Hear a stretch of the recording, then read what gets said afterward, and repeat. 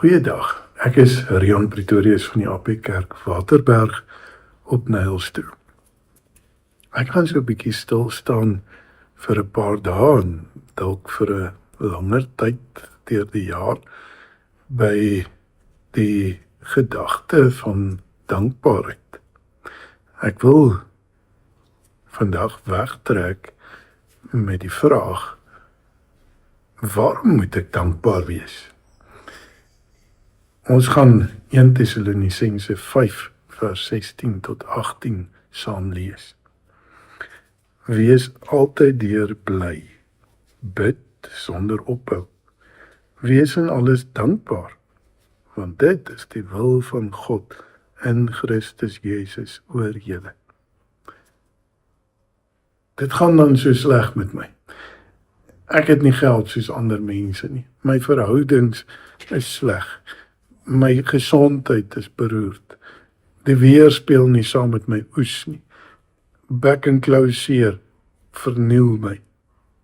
Al hierdie en soveel ander moontlike dinge wat dit vir ons moeilik maak om dankbaar te wees, het eintlik te doen met dinge wat ons nie het nie of nie meer het nie. En ons sukkel om dankbaar te wees omdat die lewe nie by ons planne inpas nie.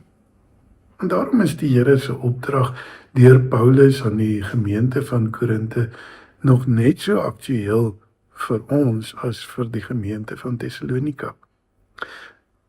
Nou moet ons raak sien dat die bedoeling van vers 18 nie is dat ons vir alles in ons lewens dankbaar moet wees nie.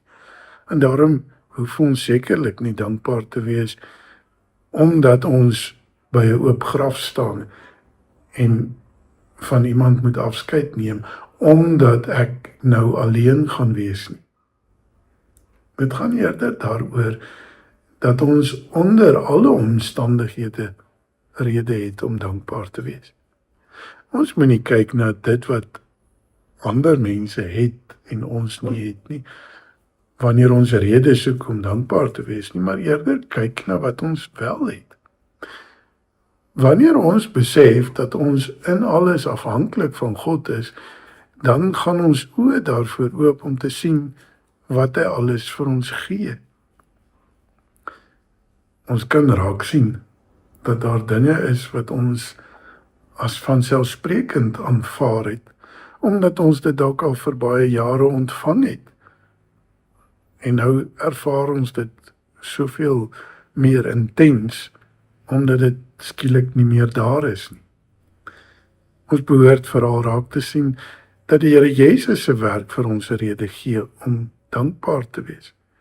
Deur sy werk kan ek selfs by daardie graf dankbaar wees, omdat geloof tog beteken dat ek mag glo dat my gelowige geliefde by ons verlosser is.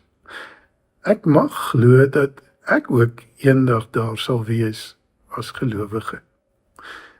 Hoe bly moet ek dan net nie wees wanneer ek besef dat die Here Jesus my sonde en skuld van my skouers kom afhaal, dit op hom geneem het, daarvoor betaal het, sodat dit nou nie meer aan my hoef te kleef nie.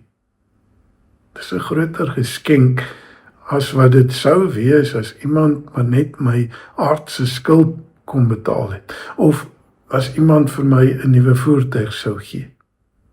Daardie dinge is eintlik klein geld teenoor dit wat ons van die Here Jesus ontvang het. Kan ek dankbaar wees? Ek kan nie anders as om dankbaar te wees nie. Kom ons bid saam.